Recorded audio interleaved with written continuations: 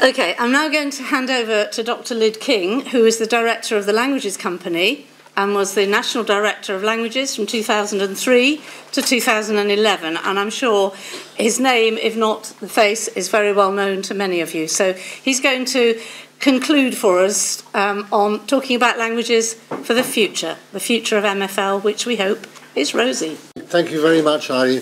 Could I say thank you very much again to everybody who's taken part in all of these wonderful events, because goodness knows why after all that you want to listen to some elderly guy with a moustache, but she asked me to come, and I've been trying to come for a long time. Clearly what you've been doing here, what we've seen today, is something really very, very important, and I certainly do hope, and I'll do everything I can to make sure we're able to continue that kind of work in the schools, because I'm sure the young people would agree as well, and it's an interesting audience today, isn't it, that those are really much more interesting, relevant and exciting things to do with languages than some of the things that we sometimes do.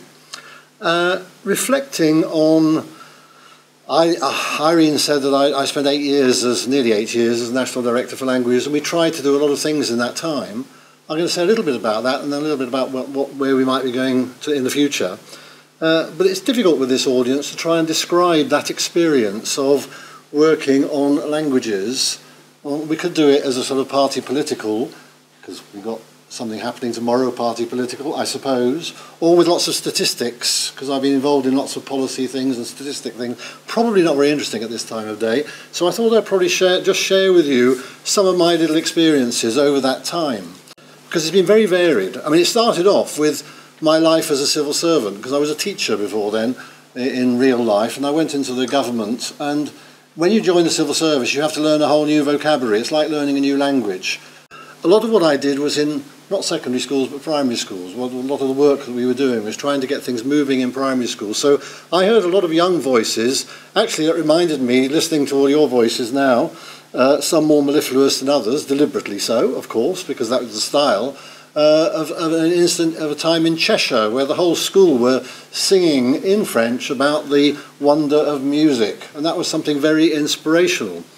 And those voices, those young voices, also say a lot of true things. There's a lot of wisdom comes from young people. I remember meeting a young 8-year-old who was telling me with great excitement how important it was for her to learn languages, because she said, when I learn a language, it's like I've got a window in my head, and through the window I can see other people. And that was a remarkable way of describing some of the things we've been trying to talk about today, about how language takes you to another place and gives you new experiences.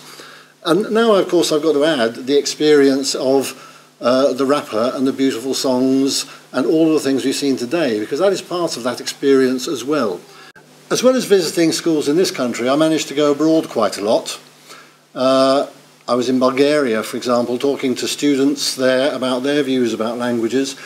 Managed to be lucky enough to spend some time in Armenia, in the villages of Armenia, where they learn a language, they speak a language called Yazidi, which is a very old language linked to Kurdish, and where there are schools where the primary school children do maths in Russian and Armenian and are quite happy to break into English occasionally for foreign visitors like me. Now, I tell you that because it's an example of something that others were saying earlier on about how language is something which is not an extra in people's lives, different languages, but it's a reality for everybody across the world. And it's something that we need to understand, as you understand, in terms of our lives and our futures. Some people say that multilingualism is a policy or something that might or might not be successful. I think that's wrong. Actually, multilingualism is not a policy, it's a reality. It's the future. It's where we're going. It's what we are and what we become. As Mike Kelly in his recording said earlier on, the future is international. That's inescapable. I know you've understood that, but maybe there are still too many people who don't quite get it. I come from London, North London, and if anybody wanted to test that thesis, you just have to walk down my high street, where not occasionally, but systematically, you will be hearing and seeing Turkish, Greek, Polish, other Eastern European, Bulgarian as well, Gujarati, and French, and other languages. That's our reality. That's where we live. That's the reality of working life too in our big cities. And that's the reality that you've been demonstrating to us today and that your MEP was talking about also. That's why it's all so important. And why, as you've shown, why it's all so much fun. Back in 2001, we had languages in secondary schools, but not very much going on in primary schools. That's been a big transformation over the last 8 years. I know some of your schools will have been involved in that transformation, because what's been very encouraging and interesting is how the secondary schools have been supporting what's going on in primary schools. Of course, we haven't yet got there. Unfortunately, although most primary schools are now teaching a language, I think the latest figures was about 92%. I wouldn't say too many use too many figures. We still have some way to go, and we still need to keep working on that. Because if we do get that right, it begins to change the situation massively. When we have a situation that children start languages at the age of 7, most of the secondary kids that I've spoken to said, we wish we'd started earlier.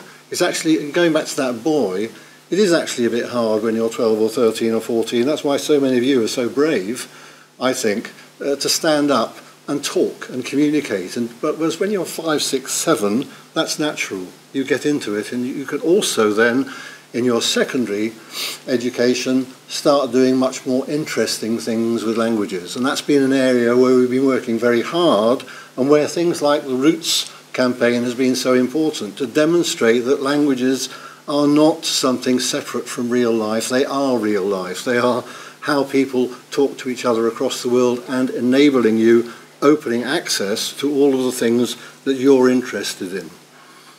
If I've got a big worry at the moment, it's not really about money, although as the MEP said, as your MEP said, money is an issue. We all know that.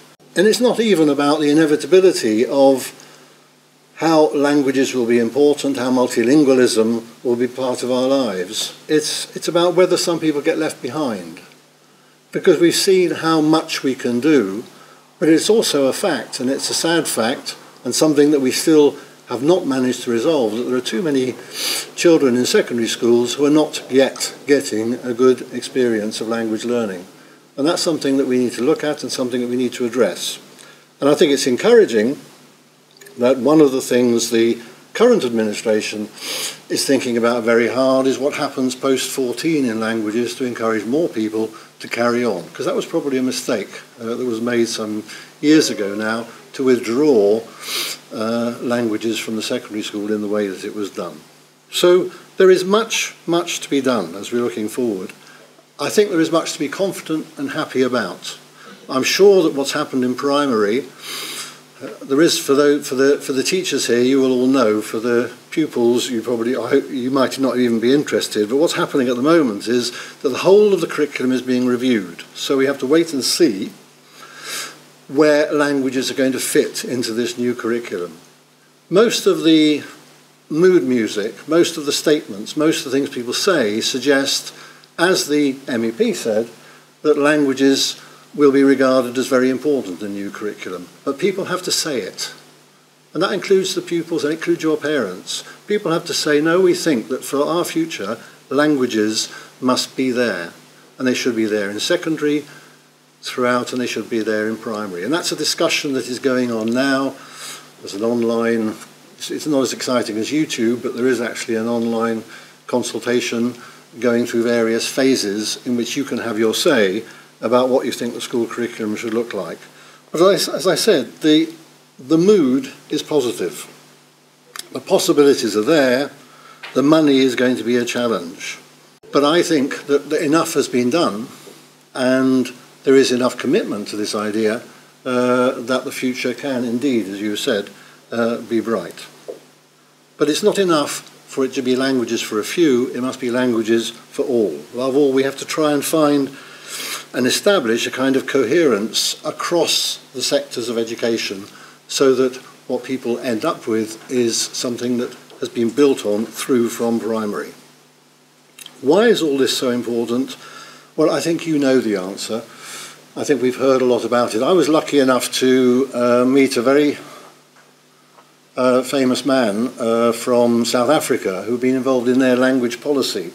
He'd actually been on Robben Island with Nelson Mandela. Neville Alexander is his name.